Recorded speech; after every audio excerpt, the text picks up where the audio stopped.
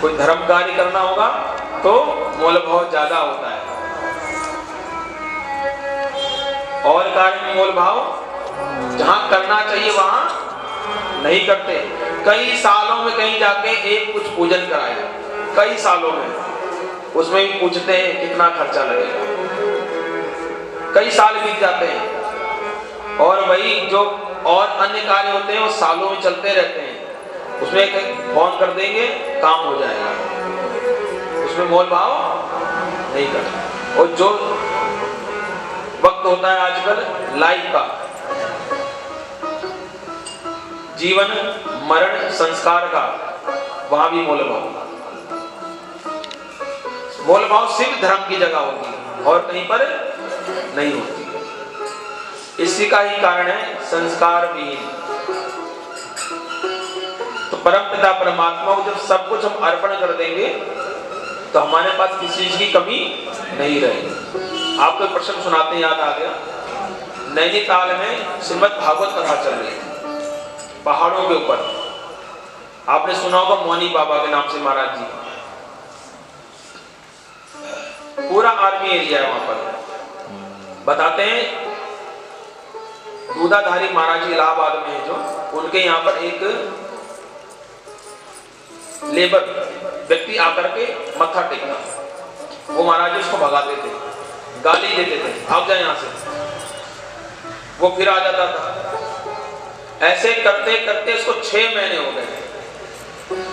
6 महीने के बाद महाराज जी ने कहा जा नैनीताल में फलानी जगह पे तपस्या कर।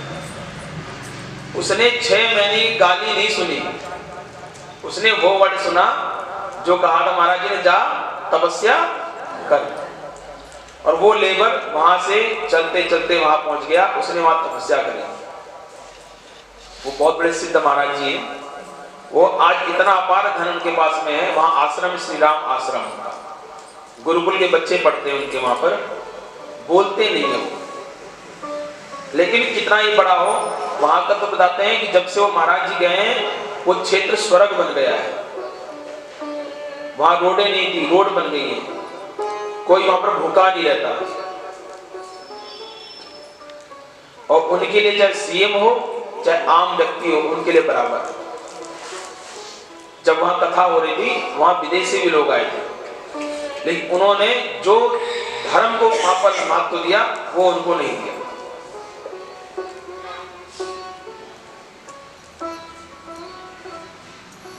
वहां पर आर्मी वाले सेवा करते हैं, जहां आर्मी सेवा करे वो कितने संत जन होंगे। बताते हैं कि कोई भी उनका जो वहां सेवा करते हैं, गरीब हो अमीर हो, किसी को कोई आवश्यकता हो, वो ऐसे दान करते निकाल करके।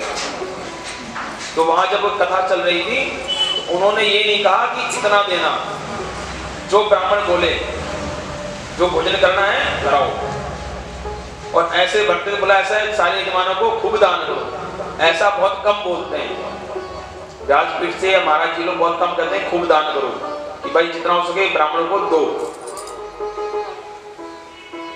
और नीचे 3 किलोमीटर जाना होता था, जहां व्यवस्था थी लोगों ने 3 किलोमीटर ऊपर आना होता, ऐसी जगह भागवत। उन महाराज जी ने बताया कि यहाँ पर भागवत सोचते थे कि हो पाएगी नहीं हो पाएगी, लेकिन भगवान ने कृपा करी क्योंकि व्यवस्था ऐसी थी, गुरुकुल नीचे था, मंदिर ऊपर था। वहां अनेक संत आए, बड़े विद्वान आए, परंतु उन्होंने धन से मोह नहीं किया और बड़े बड़े कथा करवाते हैं, बड़े पुराण करवाते हैं, बस क्या बोलते नहीं, वो सिर्फ लिख देते हैं। अब देखो आप कि एक निम्न स्तर का व्यक्ति और भक्ति की शक्ति देखो आप, बड़े बड़े लोग तरसते हैं, आज भी अपने वैसे ही हैं, सदा बाहर रहते हैं। तो उस प्रकार से जब हम अर्पण कर देंगे भगवान को सब कुछ, तो अपने आप परमात्मा भी हमारे ऊपर कल्याण कृपा कर देगा। लेकिन वो अर्पण नहीं हो सकता, क्योंकि कहते हैं लोभा पापस्य कारण, लोभ ही पाप का कारण। आज मकान आया तो थोड़ा बड़ा हो जाए, वो लोभ उचित है, लेकिन उसके लिए प्रयास गलत नहीं करना चाहिए। भगवान ने कहा ना कर्मण्येवाधिकारस्ते मा फलेषु कदाचन, कर्म करो लेकिन कर्म को कर्म के तरीके से करो। जिस प्रकार से एक गरीब व्यक्ति जब धन कमाता है तो ईमानदारी से कमाता है, जब वह बड़ा हो जाता है, धनवान हो जाता है, तब वो 2 नंबर का काम करने लगता है। करता है ना जी। जब गरीब होता है ईमानदारी से करता है, और जब धनवान हो जाता है 2 नंबर से काम करना शुरू कर देता है। फिर वही धनवान व्यक्ति आने वाले समय में पता क्या होता है, गरीब बन जाता है। ऐसा क्यों? या तो पुत्र से गरीब हो जाएगा, या कोई केस हो जाएगा, या कोई समस्या ऐसी हो जाएगी, उलझ के उसका सारा पैसा समाप्त हो जाएगा। कहते हैं पता तो 30 की पीढ़ी में चलता है। हमने ऐसे देखे तो सब कुछ होने के बाद कुछ भी नहीं है। इसलिए परमात्मा कहता है कर्म भी करो तो तरीके से, जो भी आप कर्म करो उसमें आपका स्तर अच्छा होना चाहिए। तो परमात्मा को सब अर्पण कर, प्रभु ये आपका कार्य है, आपको अर्पण करके हम कर रहे हैं, कोई त्रुटि होगी तो हमें क्षमा करें।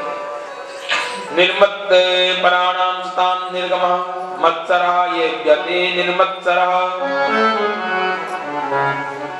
धर्मः पुण्यं कैतोत्र परमो निर्मत सराणां शतां वेद्यं वास्तव मत्र वस्तु शिवदं तापत्रयोन्मूलनम। कहते हैं यहाँ पर श्रीमद् भागवत पौंजित कैतवा परमो धर्मा निरूप्यते। श्रीमद् भागवत में निष्कपट परम धर्म का निरूपण किया गया, कोई भी कपट नहीं इस धर्म के अंदर। कहते हैं परम धर्म किसको कहते हैं, इसकी चर्चा आगे प्रसंगों में आएगी। श्रीमद् भागवत का मुख्य विषय क्या है, परम धर्म निरूपण अत्रे निरूपते नान्यत्र। तो श्रीमद् भागवत में परम धर्म का जिस विधि से वर्णन किया गया है आपको अन्यत्र सुनने को प्राप्त होगा, इसलिए अत्र शब्द का प्रयोग किया गया है। जिसके भीतर से मत्सर निकल गया हो, मत्सर और मच्छर में थोड़ा ही फर्क है। मच्छर बाहर से काटता है, मत्सर अंदर से काटता है। कई लोग बैठे बैठे चिंता से ही बेचारे परेशान हो जाते हैं। नेगेटिव को पलने मत दो। जीवन में अगर सुखमय जीवन व्यतीत करना है तो कहते हैं नेगेटिव को पलने मत दो, पॉजिटिव को छोड़ो मत। ये मूल मंत्र है जीवन में सुख जीने का। अगर आपने नेगेटिव दिमाग में बसा ली तो अब पॉजिटिव बनना मुश्किल है। पॉजिटिव रहेंगे हमेशा, नेगेटिव आएगा ही नहीं, दुख आएगा ही नहीं।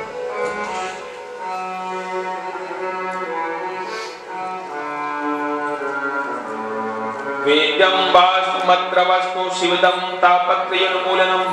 कहते पुनः अत्र शब्द का प्रयोग किया गया और अत्र वास्तव में वस्तु वेद्यम श्रीमद् भागवत में वास्तव वस्तु का बोध कराया गया है।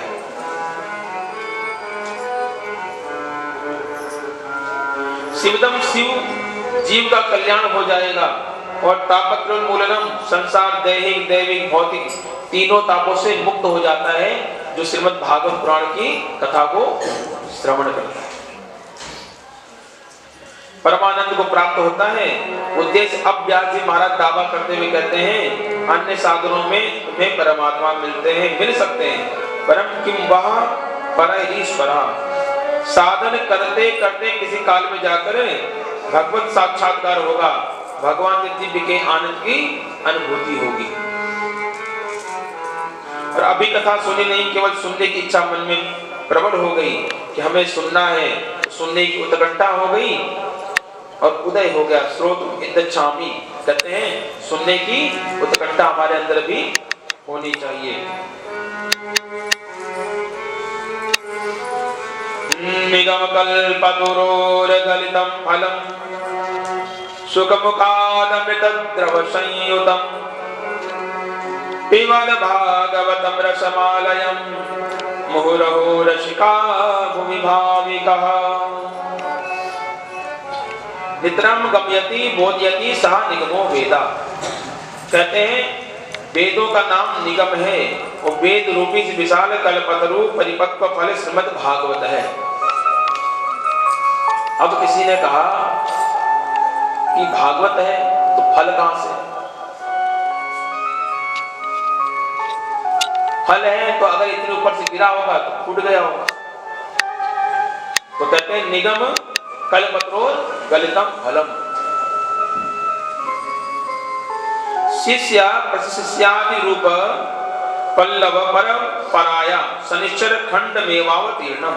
कहते हैं ये शिष्य के परंपरागत या भागवत रूपी जो फल है प्राप्त हुआ है। ऐसे नहीं है कि सीधा ही टपक गया है। शिक्षित परिशिक्षित डाली प्रति डाली से आते हुए ये फल वेद व्यास जी के द्वारा सुखदेव जी के पास आया और सुखदेव जी के द्वारा परीक्षित का मोक्ष हुआ।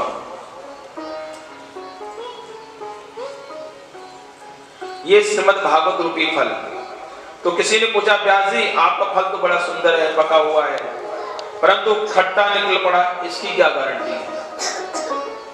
अगर ये फल खट्टा निकल गया इसकी क्या गारंटी? तो कहते हैं रसो वही सह रसम होयायम लब्धा नदी भवति।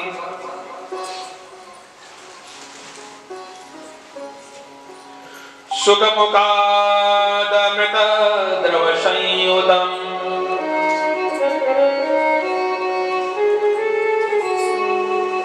तो कहते हैं कोई प्रमाण दीजिए। तो व्यास जी कहते हैं तो प्रमाण यह है कि फल का उत्तम पारखी तोता होता है।